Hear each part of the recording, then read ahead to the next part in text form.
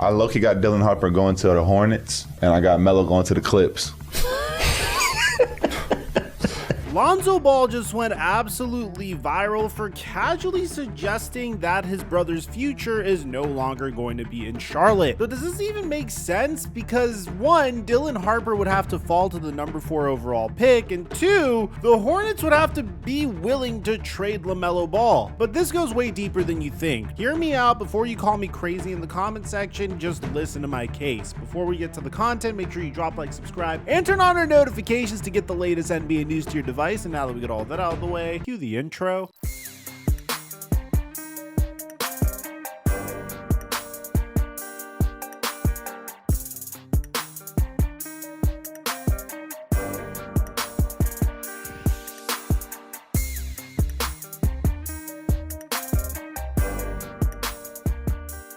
It's my favorite time of the year because the WNBA season's officially here, and these are easily the best lines to make some easy money on Prize Picks. And we've been on a crazy win streak since the WNBA season began, and we're going to be carrying this throughout the summer. Use my promo code microphone to get a free $50 when you deposit $5 or more, and follow my Instagram at TheFlightMike to get my picks. And thank you, Prize Picks, for the sponsor. Mic check 1 2 1 2. What's going on, everybody? Let's start by addressing the elephant in the room. The Charlotte Hornets have been stuck in NBA purgatory for years. Despite having a generational talent in LaMelo Ball, they still haven't made the playoffs since 2016, which was way before LaMelo Ball was even drafted by the Charlotte Hornets. And it seems like Ball is just stuck in purgatory. The 2024-25 season was another typical LaMelo Ball season. He averaged about 25 points per game, shot 34% from 3, averaged 7.4 assists per game, and even a steal per game,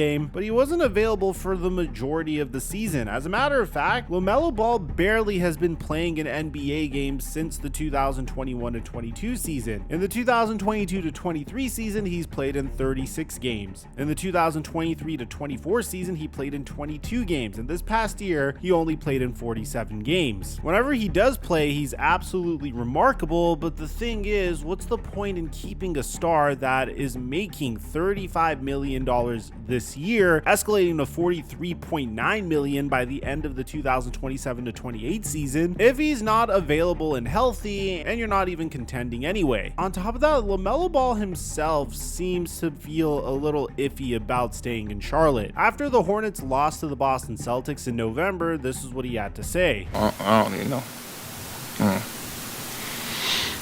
But even before this, the media has been pressing LaMelo Ball to commit to the Charlotte Hornets, despite the fact that he's under contract with them until the 2028 season is over.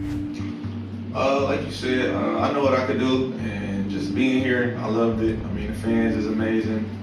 The living situation has been amazing. Everything's been solid, so all that, you need to leave and this and that. I mean, when you build something, it's never just going to pop up and be the best thing, so you got to stay here, work it out, do what you're going to do, and see what happens. But most recently, Lonzo Ball suggested this on his family's podcast. I low-key got Dylan Harper going to the Hornets, and I got Melo going to the Clips. Now, for those of you guys that don't know, since the dawn of time, LeVar Ball has wanted his sons to play in LA. I mean, when all 3 sons were in high school, they all committed to UCLA, and Lonzo played for UCLA before LiAngelo briefly played for UCLA until he decided to shoplift in China. But once Lonzo Ball declared for the NBA draft, his dad did everything humanly possible to try to get him drafted by the Los Angeles Lakers. And ultimately, he would get traded 2 years later in a package that was built so the Los Angeles Lakers could get Anthony Davis, in a trade that the New Orleans Pelicans somehow lost still. But the thing is, if you did a deep dive into a possible trade involving the Los Angeles Clippers, it wouldn't take you very long to realize that the only way the Los Angeles Clippers would trade for LaMelo Ball is if the Charlotte Hornets fired Mitch Kupchak and decided to hire Nico Harrison in his place. The Los Angeles Clippers don't have draft control until the 2030 NBA draft. I mean, I guess if you wanted to build a trade package around Norman Powell and Bogdan Bogdanovic and then give up a 2030 first round pick and a 2031 pick swap with the Charlotte Hornets, then I guess they might accept that for LaMelo Ball. I don't necessarily think it's the most intelligent decision, even on the Los Angeles Clippers part, but we've seen the Los Angeles Clippers do some really dumb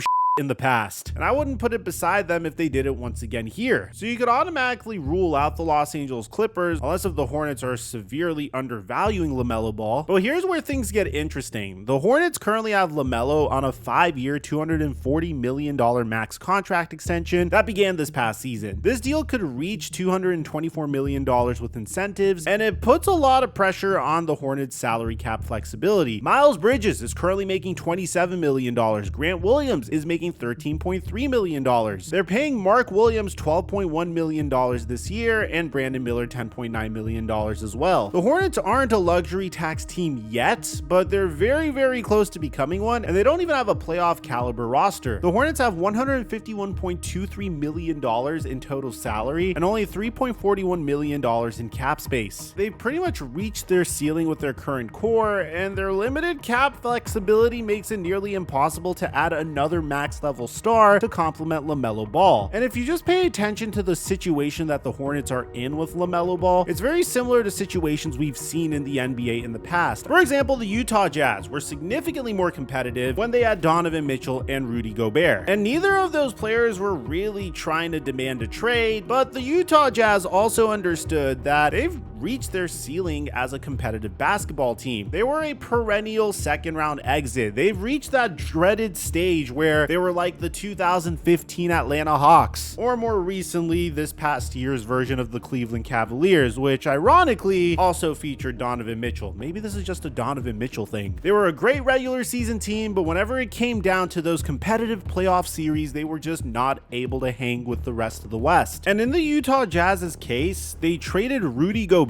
to the Minnesota Timberwolves in exchange for Malik Beasley, Patrick Beverley, Jared Vanderbilt, Leandro Bolmaro, the draft pick that became Walker Kessler, first round picks in 2023, 2025, 2027, and 2029, and a 2026 first round pick swap. Meanwhile, the Utah Jazz also traded Donovan Mitchell to the Cleveland Cavaliers and received Lauri Markkanen, Colin Sexton, Ochai Agbaji, and first round picks in 2025, 2027, and 2029, and 2 pick swaps in 2026 and 2028. And so far, we haven't really seen this trade pay off yet for the Utah Jazz, but in the past, we've seen this trade pay off remarkably for a team like the OKC Thunder. When they traded Paul George to the Los Angeles Clippers for Shai Gilgeous-Alexander, Danilo Gallinari, the first round pick that became Trey Mann, the pick that became Jalen Williams, a 2023 first round pick, a 2024 first round pick, 25 first round pick swap, and 2026 first round pick. And then immediately after, they traded Russell Westbrook to the Houston Rockets in return for Chris Paul, first round picks in 2024 and 2026, and pick swaps in 2021 and 2025. The Thunder would continue flipping these undervalued assets, like they would trade Chris Paul to the Phoenix Suns for Ricky Rubio, Kelly Oubre, Ty Jerome, and a 2022 first round pick, and they would keep doing that until they successfully built a contender around Shai Gilgeous-Alexander that was clearly good enough to make it to the Western Conference Finals. Even more recently, when the Portland Trailblazers traded Damian Lillard. In a trade where the Blazers were clearly the winners, they traded Damian Lillard for Drew Holiday, DeAndre Ayton, Toumani Camara, a 2029 first round pick, and swap rights for the Milwaukee Bucks 2028 and 2030 picks, which are clearly going to be extremely valuable picks given the Giannis Antetokounmpo situation. As you guys know, the Blazers would trade Drew Holiday to the Celtics and get Malcolm Brogdon, Robert Williams III, the Warriors 2024 first round pick, and a 2029 first round pick from the Boston Celtics. My point being is, historically, whenever these stars get traded in the right circumstances, it ends up working out really well for the team that enters a rebuild. You just need to know when it's time to enter that rebuild, and I feel like if the Hornets were to make the right trade here, then they could become the next coming of the OKC Thunder. But that brings us to the question question, where would LaMelo Ball get traded to? And that's where things are a little interesting, because LaMelo Ball's value is very difficult to gauge. On one hand, he's extremely talented. On the other hand, he's not always available. And at the same time, he's getting paid a significant sum of money. So what teams could trade for LaMelo Ball? Well, the Chicago Bulls surprised a lot of teams this year, and they could potentially include Josh Giddey in a sign and trade, a few valuable first round picks, and players like Dalen Terry and Julian Phillips, or even a player that they're really willing to move on from recently in Patrick Williams. Another team that'd be super exciting is a team that has also been looking for a playmaking point guard for quite some time, and that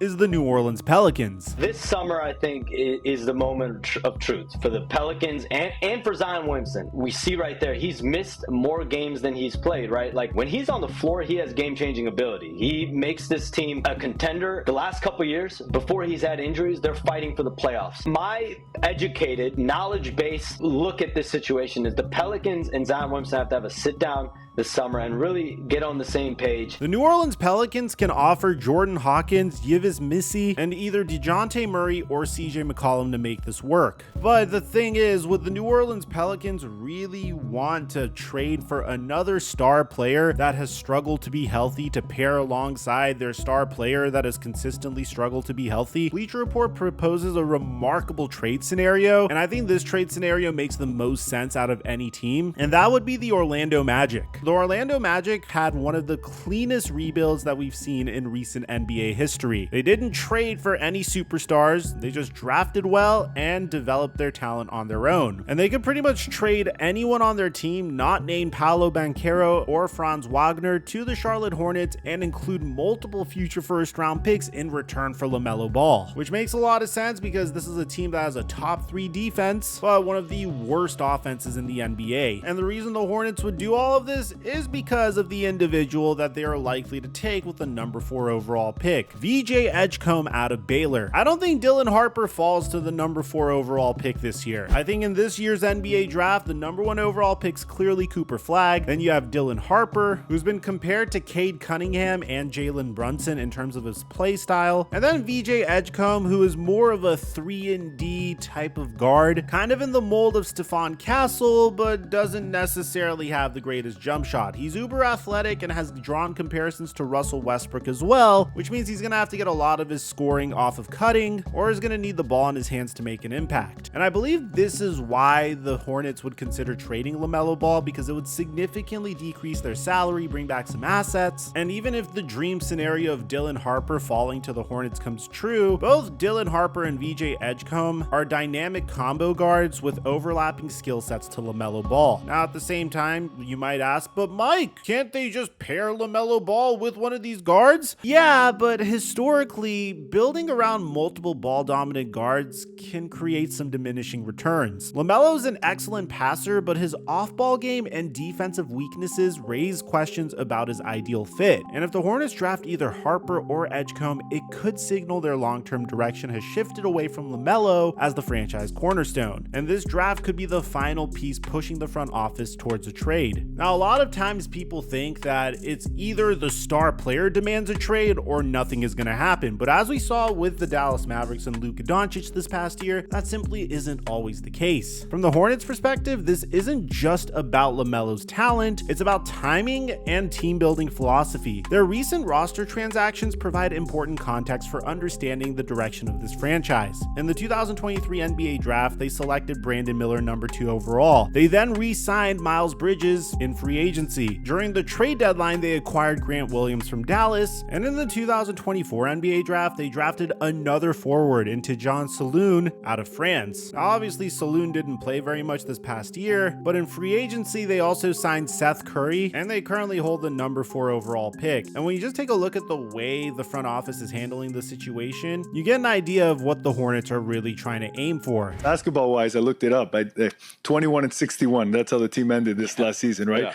So what are the big moves that are around the corner for the team to try to improve that? Yeah, so, obviously, not a very good year, but a lot of really good things happened. So, it was kind of interesting. We had the second pick in the draft last year. It was Brandon Miller. Brandon's phenomenal. He's a 6'8" guy who can really shoot the ball.